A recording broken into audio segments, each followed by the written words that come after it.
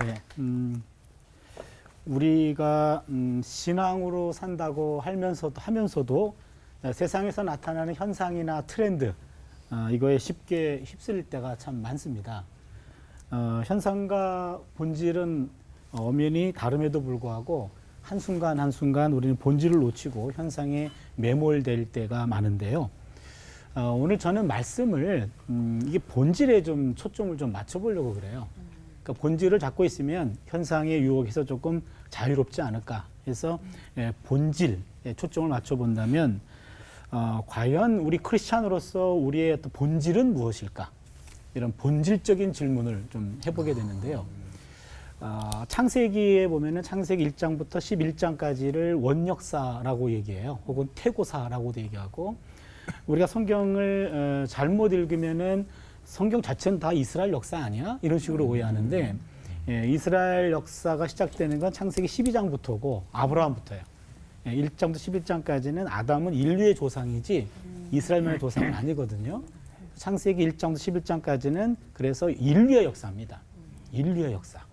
그 1장부터 11장에서 하나님이 인간에게 딱 두 가지 질문하셨어요. 첫 번째는 창세기 3장 9절에 아담아 내가 어디에 있느냐? 최초의 질문. 두 번째 창세기 4장 9절, 외규도 편하죠. 39, 4구요. 네. 내 아우 아벨이 어디 있냐? 어디 있느냐? 네 아우 아벨이 어디 있지? 요 두 가지 질문이거든요. 요 첫 번째 질문은 하나님에게 아담과 하와가 불순종한 이후에 얼굴을 피해 다니는 아담에게 찾아오셔가지고, 야, 최초의 인간이죠, 아담에게 너 왜 그러냐 지금? 너 지금 어디 있니? 하나님과의 관계를 묻는 질문이죠. 이걸 우리는 신학적 질문이라고 해요. 하나님이 지금 이 술래잡기 하는 건 아니죠. 그렇죠? 그래서 공간적 관계를 질문을 하는 것이 아니라 관계적인 거. 늘 나랑 함께하던 네가 왜 오늘날 안 보이니? 왜 피해 다니니? 그래서 관계를 묻는 거고.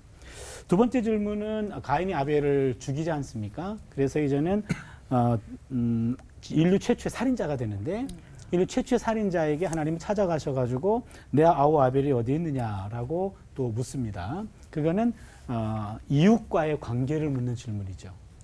그래서 하나는 하나님과의 관계, 하나는 이웃과의 관계. 요 두 가지만 물으셨어요. 그래서 첫 번째는 신학적 질문이라고 그러고 두 번째는 사회학적 질문이라고 그래요. 이 두 가지 질문이 예수님의 가르침에도 반복이 됩니다. 마태복음 22장 37절로 40절인데요. 예수께서 이르시되 네 마음을 다하고 목숨을 다하고 뜻을 다하여 주 너의 하나님을 사랑하라 하셨으니 이것이 크고 첫째 되는 계명이요 둘째도 그와 같으니 내 이웃을 내 자신같이 사랑하라 하셨으니 이 두 계명이 온 율법과 선지자의 강령이니라 하면서 하나님 사랑, 이웃 사랑 둘로 정리하셨죠. 근데 이웃 사랑을 붙이는데 둘째도 그와 같으니 그랬는데, 이 그와 같으니란 말은 뒤에 걸 말하는 것이 아니라 앞에 걸 말하는 거예요. 그러면 하나님 사랑과 이웃 사랑을 동급으로 놓은 겁니다. 그러니까 유대교는 하나님 사랑에게만 집중하는데 기독교는 하나님 사랑과 이웃 사랑을 동급으로 처리합니다. 그러면서 우리는 다시 원역사에서 질문했던 것, 아담아 내가 어디에 있냐? 하나님 사랑. 내 이웃이 어디 있느냐? 바로 이웃 사랑. 이란 두 가지 질문이 다시 살아나는 거죠. 그러면서 우리네 삶은 어찌 보면은 이 두 가지 질문에 대해서 답을 메꾸는 것이 우리 일상입니다. 너 지금 하나님과 얼만큼 다가왔니? 내 이웃에게 얼만큼 다가갔니? 요 두 가지죠. 그래서 어찌 보면은 하나님 앞으로 한 걸음 더 나아가는 것 경건, 내 이웃에게 한 걸음 더 나아가는 것 돌봄, 이런 경건과 돌봄, 이것이 우리가 마지막 때 하나님 앞에 서게 되었을 때 심판 기준이 될 겁니다. 넌 나랑 얼마큼 다가왔니? 내 주변에 내 이웃에게 얼마큼 더 다가갔니? 라는 거죠. 그런데 이 하나님 사랑이라는 거, 이것은요 어찌 보면 이웃 사랑으로 표현되기 전까지는 진정으로 하나님 사랑은 아니죠. 하나님 사랑한다는 걸 어떻게 알 수 있습니까? 이웃에게 다가가는 것 가지고 알 수 있다. 그러면서 바울하고 야고보가 하나님 사랑과 이웃 사랑, 이 두 가지를 이웃 사랑을 통해 하나님 사랑이 표현됩니다 라고 정리했어요. 그러면요 유대교에서는 하나님 사랑에 집중했는데 예수님은 여기다가 이웃 사랑을 붙였는데 바울하고 야고보는 포인트는 이웃사랑에 다 들어가 있다. 이렇게 된 거죠.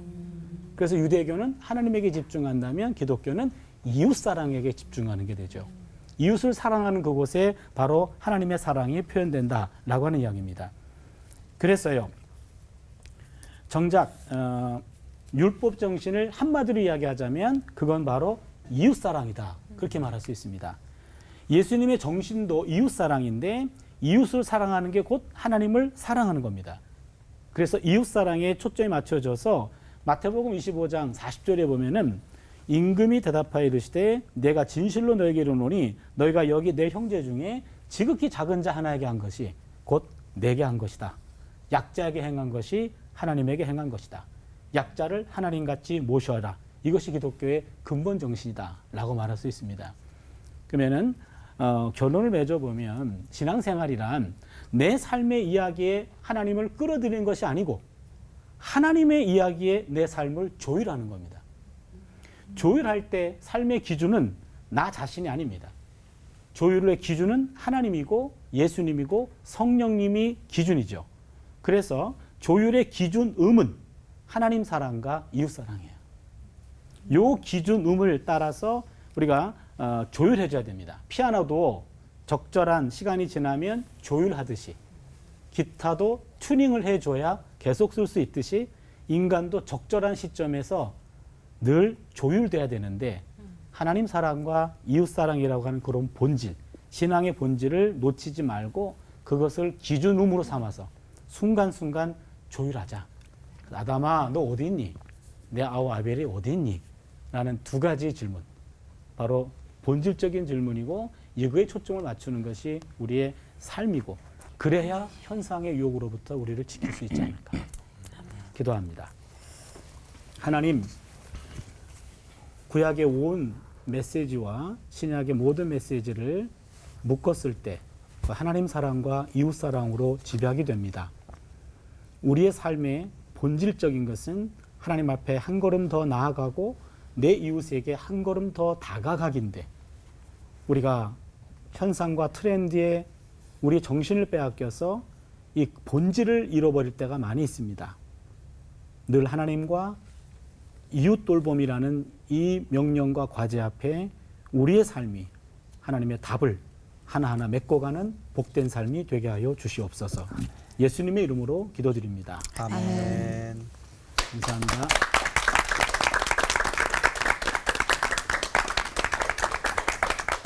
이 본질과 현상이라는 것은 철학 교실이나 인문학 강의에서 다룰 법한 주제인데 그 설교 제목이 됐습니다. 그럼에도 불구하고 이 현상과 본질, 본질과 현상을 쉽게 풀어야 설계가 되잖아요. 그 설계라는 건 어려운 하나님의 진리를 인간의 언어로 쉽게 풀어서 전하는 게 설교이기 때문에 쉬운 말로 말씀을 드리겠습니다. 현상이 뭐냐? 보이는 것, 또 표면적인 것, 또 드러난 것, 합하면 삶이라고 말할 수 있습니다. 본질이 뭐냐? 눈에 안 보이는 것, 내적인 것, 또 감추인 것, 그래서 신앙이라고 말할 수 있습니다. 그래서 이 현상은 본질을 담는 그릇이다. 이렇게 얘기할 수가 있습니다. 그렇기 때문에 현상도 필요하고 본질은 중요합니다. 그래서 함께 존재해야 하는 것, 또 함께 가야 하는 것, 또 나누어지면 안 되는 것, 또 이분법적 논리로 구분해도 안 되는 것, 이렇게 본질과 현상을 말할 수가 있겠습니다. 신앙이라고 하는 것은 그 손으로 잡고 눈으로 보는 게 아니잖아요. 그러나 현상은 눈으로 보고 확인이 가능합니다. 그래서 그 믿음의 여부는 현상을 통해서 드러나고 확인이 되기 때문에 이 현상도 매우 중요하고 점검이 필요합니다.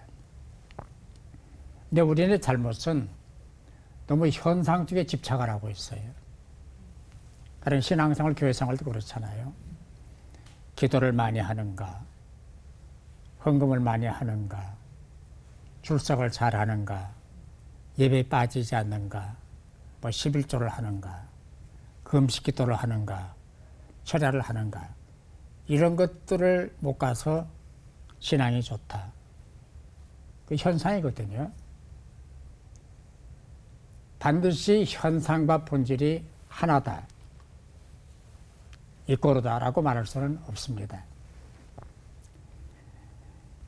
그래서 우리는 현상에 너무 집착하거나 현상에 급하는 것은 피해야 됩니다.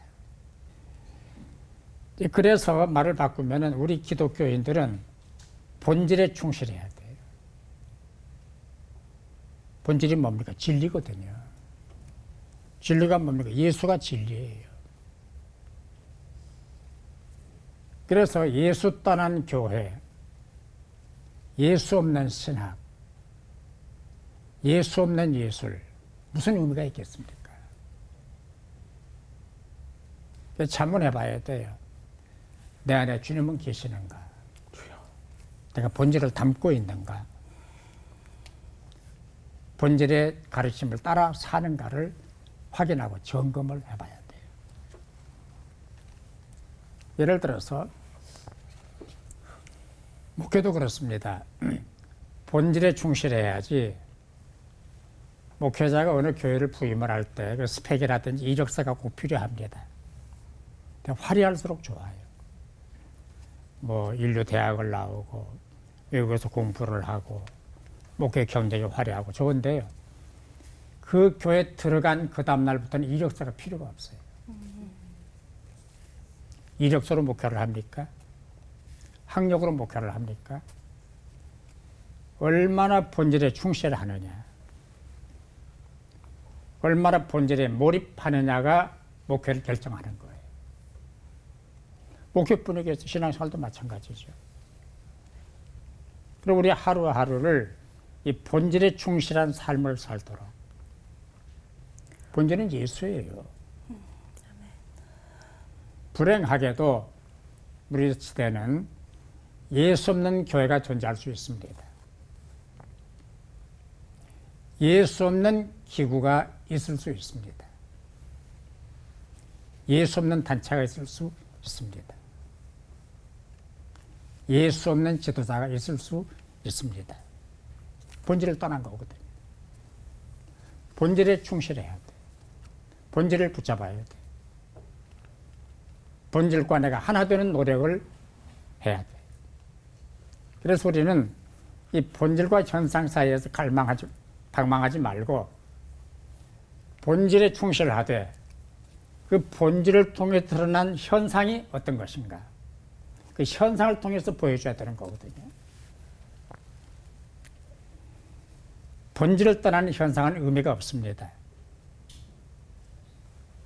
그럼에도 불구하고 본질을 확인하는 방법은 현상이에요. 그 현상을 통해서 본질이 확인이 되고 본질의 진위 여부가 확인이 되는 거기 때문에 이 본질을 우리가 충실할 수밖에 없습니다. 우리는 본질로 돌아가야 합니다. 본질을 찾아야 합니다. 본질을 회복해야 합니다. 그것이 우리 시대의 과제, 우리의 사명입니다. 본질은 예수 그리스도, 진리이신 예수 그리스도, 그분만 본질입니다. 기도하십시다. 본질에 충실한 사람들이 되게 해 주옵시고 본질을 확인하고 본질에 사는 사람인가를 점검하는 우리 모두가 되게 하여 주옵소서. 아멘. 한국교회도 우리도 모두 본질로 돌아가게 해 주옵시고 주여. 본질 되신 주님을 바라보고 신뢰하고 의지하는 삶을 누리고 또 나누게 하여 주옵소서. 아멘. 예수님의 이름으로 기도하옵나이다. 아멘. 아멘.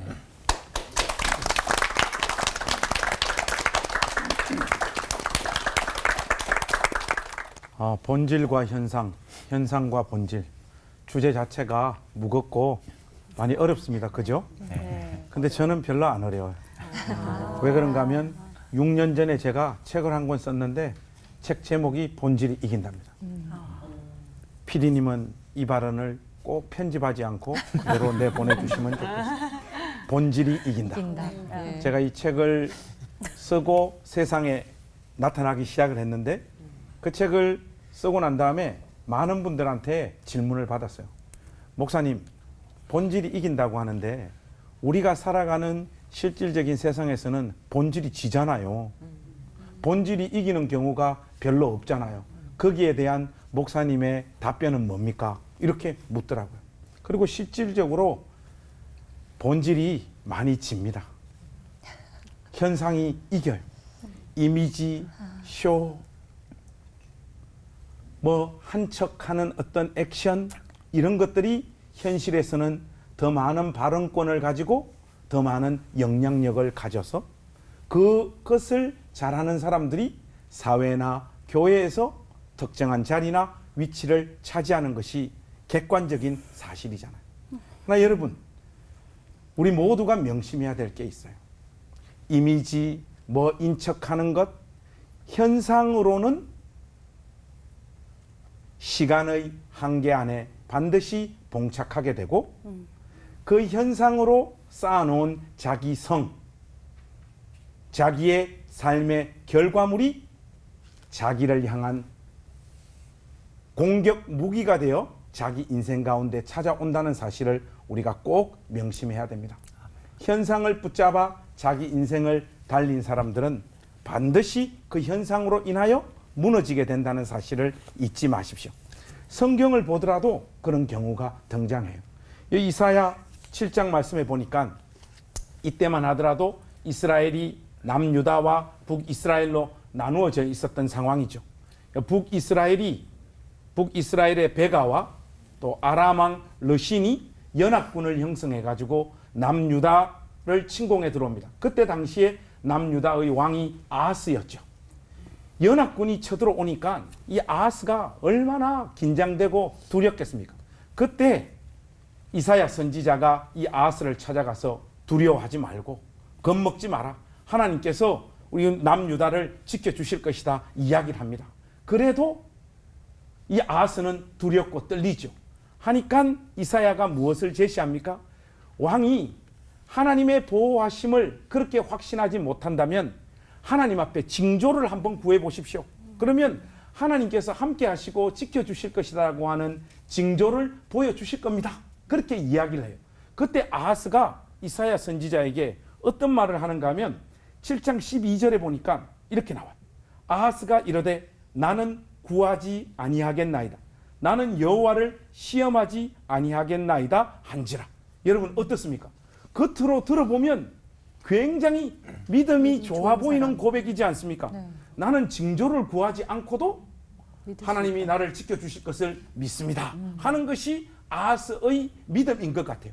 그러나 아하스가 하나님 앞에 징조를 구하지 않는 가장 큰 이유는 그때 당시에 최고의 강대국이었던 아수르를 붙잡고 의지하려고 이미 작전과 계획을 다 세워놓고 있었던 거예요. 아수르가 있기 때문에 하나님 앞에 징조를 구하지 않았던 거예요. 그러나 그것이 사람들의 눈앞에서는 하나님을 시험하지 않는 왕, 하나님을 의지하는 왕으로 자기 자신을 현상적으로 이미지 메이킹을 할 수 있었단 말이죠. 그러나 여러분, 바로 그 이미지 메이킹, 그 현상 때문에 아하스가 무너진다는 사실을 잊지 마십시오. 현상, 쇼, 이미지 이런 것으로는 결코 삶을 끝까지 온전히 믿음 안에서 경주할 수 없습니다. 여러분, 죄라고 하는 것은